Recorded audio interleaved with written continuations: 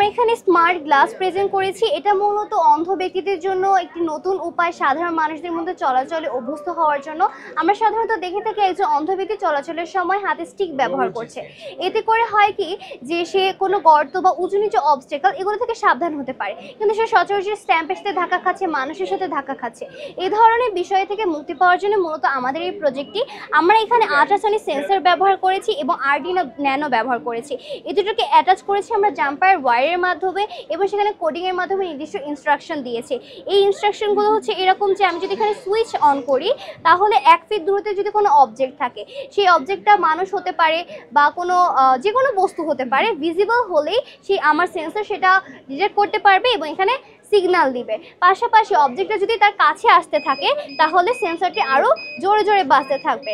এর কারণে হবে কি সেই অন্ধ ব্যক্তিটি খুব সহজেই তার 1 ফিট দূরত্বে থাকা যে কোনো বস্তু সম্পর্কে সতর্ক হতে পারবে, যা তার চলাচলে অনেক বেশি সহায়ক হবে। অন্ধ ব্যক্তিদের একটা আলাদা এক্সট্রা অ্যাবিলিটি থাকে ফিল করার জন্য যে তার সামনে কোনো একটা মানুষ আছে কিনা।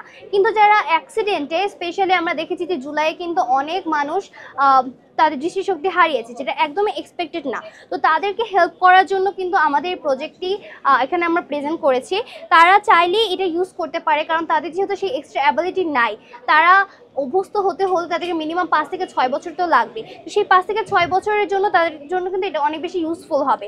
এখন এটা দেখা যাচ্ছে যে এটা অনেক বেশি হেভি, আর এখানে দেখা যাচ্ছে আমি মাত্র একটা সেন্সর ব্যবহার করেছি। যদি আমি এখানে ন্যানো টেকনোলজি ব্যবহার করি, আমরা এখানে জাস্ট একটা মডেল দেখানোর চেষ্টা করেছি।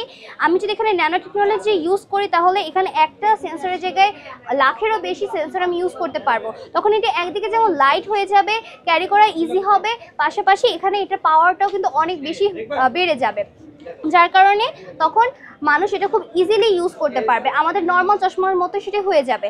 আর যদি এটাকে ব্র্যান্ডিং করা যায় মডিফাইয়ের মাধ্যমে, মডিফাই করে যদি আমরা এটাকে ব্র্যান্ডিং করি তাহলে এটা একদিকে যেমন অন্ধ ব্যক্তিদের জন্য ইউজফুল হবে, পাশাপাশি আমরা এটা বিদেশে এক্সপোর্ট করতে পারবো। কারণ এটা কিন্তু খুব বেশি কমন না বা বহির্বিশ্বে, আমাদের দেশে এটা একদমই কমন না এবং বাইরেও কিন্তু এটা খুব বেশি কমন না। যার কারণে আমরা যদি এটা এক্সপোর্ট করি তাহলে কিন্তু ফিনান্সিয়ালি আমরা অনেক বেশি প্রফিট পাবো। আমাদের এই প্রজেক্টটা তৈরি করতে 1600 টাকার মতো খরচ হয়েছে। যদি মডিফাইয়ের পরে ন্যানো টেকনোলজি ইউজ করে এটাকে সেল করা হয় তাহলে সেখানে 2000 থেকে 2500 এর মধ্যে কিন্তু মানুষ এটাকে কিনতে পারবে। আর এটা ডিপেন্ড করছে আরও আমার পাওয়ারফুল চশমাটা কতটুকু, সেখানে সেন্সর কতটুকু ব্যবহার করছে সেটার উপর ডিপেন্ড করে প্রাইসটা। মেইনলি এটা আমাদের ফার্স্ট টাইম যে আমরা কোনো প্রজেক্ট শো করছি। এর আগেও আমরা যেসব অনেক ফেস্টি অ্যাটেন্ড করেছি, কিন্তু কখনো আমাদের প্রজেক্ট শো করা হয়নি, অন্যান্য সেগমেন্টগুলোতে অ্যাটেন্ড করা হয়েছে।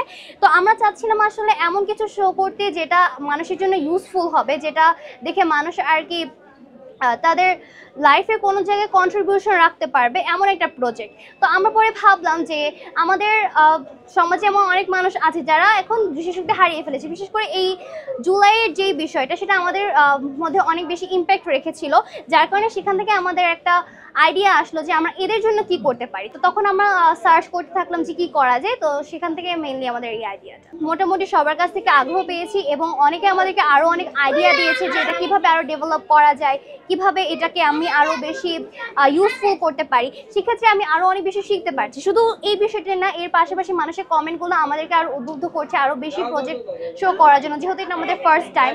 তো আমার মনে হয় যে এই ফেস্টে এসে এটা আমাদের ব্যক্তিগতভাবে যে পড়ালেখার ক্ষেত্রেও বা ফিউচার যে ক্যারিয়ার সেক্ষেত্রে খুব বেশি কন্ট্রিবিউশন রাখবে।